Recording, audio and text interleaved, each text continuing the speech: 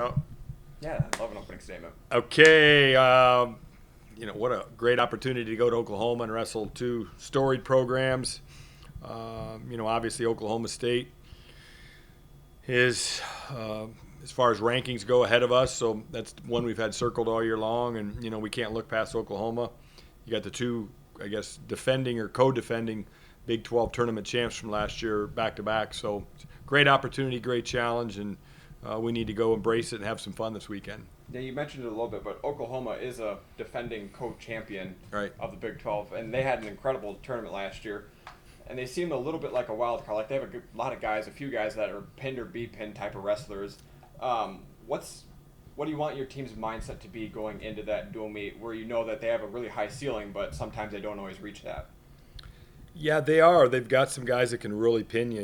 They've got three guys especially that that roll around a lot and are super dangerous, and they can change a dual meet really quick. And they proved that at the Big 12 championships last year. Literally, pinned their way to a title, and with three or four guys. So, we've just got to be ready to go and kind of go in there a little bit maybe with a chip on our shoulder that we didn't quite get what we wanted. We were this close last year at the Big 12, and so I don't want to say it's a revenge weekend, but we need to go in there with a chip on our shoulder, like we're going to go take this from these guys this weekend. Yeah, Divine's got one of them in Anthony Mantanona, who Marcus Coleman beat him a couple years ago here. I remember in a really back and forth match. I think Sam Corbett beat him as well. What's the key to wrestling Anthony Mantanona?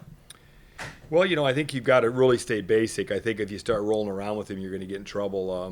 He's a super talented guy and throws it out there, and so you got to really be solid and pick your shots wisely and stay out of certain positions. And he creates a lot of scramble. He's fun to watch, and I've seen him have a lot of success. I've also seen some of that stuff not work too. So he's not afraid to go out there and go after it. But it'll be a fun match to watch either way.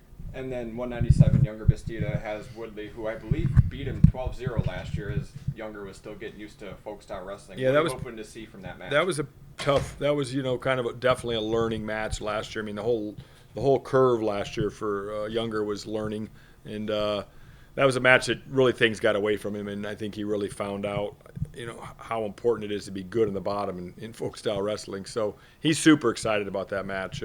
He wants that match. I think he's had that one circled for a long time.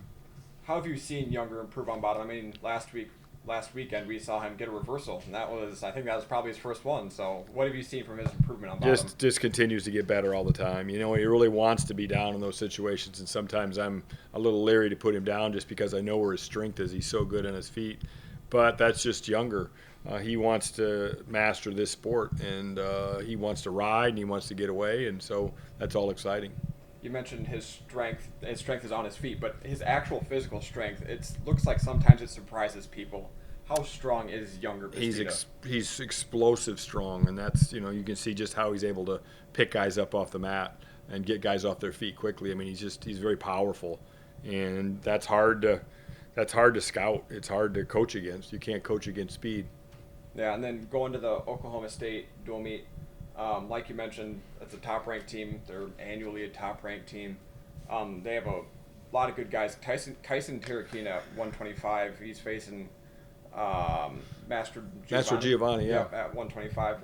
What could that match do for Kyson? Because obviously Kyson's undefeated right now, but he hasn't really necessarily faced those top end guys. No, you got two guys I think that are both undefeated, and Kyson hasn't got a top 10 guy yet, or I don't even know if he's got a top 15 guy. So I think he's ready to be tested. They had two really unusual matches last year when we wrestled him here at Hilton. Kyson literally had the match won, and Mastro Giovanni tied it up at the buzzer and beat him in overtime. And then at the Big 12s, he kind of took it to us. So we got a tale of two different completely matches. So, if Kyson's excited about that match, I think he's going to do well. Kyson's kind of a hard guy to read, so I can't really tell sometimes what's inside of him. But the Duke can sure wrestle, that's for sure. And then Jarrett Dagan at 149. He's got Caden Jaffeller.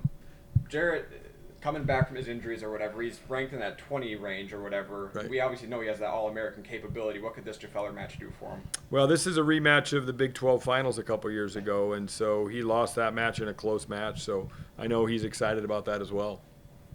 And then Marcus Coleman. He's got Dakota Gear. I think they're 8, 9 in the rankings or whatever they are. Coleman's put himself into this All-American conversation. Gear is an All-American. What's that match mean for Coleman? Wow, that's a big match too. I mean, there's just so many big matches, and that's fun. And I think that's why you go to college to put yourself. I mean, I think we're number 7, they're number 3. That's what you go to college for, is to get yourself in those matches. And we can't make the mistake of looking past Oklahoma, but you definitely know that by the time we get to Sunday, that's going to be one of the premier matches. Has your team, I don't even know if this is a fair question, but I'm not technically a reporter anymore. Has your team surprised you at all this year? I think a lot of people thought, okay, David Carr, obviously top end wrestler. You got Ian Parker, got Jarrett Dagan, those type of guys. But I don't know if anyone necessarily thought this was a top 7 team coming into this year. Has your team surprised you at all? Nope. I knew these guys were going to be good by the end. I knew if we keep progressing, I think we're still. I think we got a lot of room to get better. So I'm excited to see us progress. I mean, it's a good test for us this weekend, because there's probably people out there scratching their head. I think the first coaches poll for what it means. I don't even know if we're in the top 25, or we might have been 24th or 25th. And I looked at that and I said, this team's got a lot of potential. Perfect. All right. Appreciate it. Thanks much. It's good to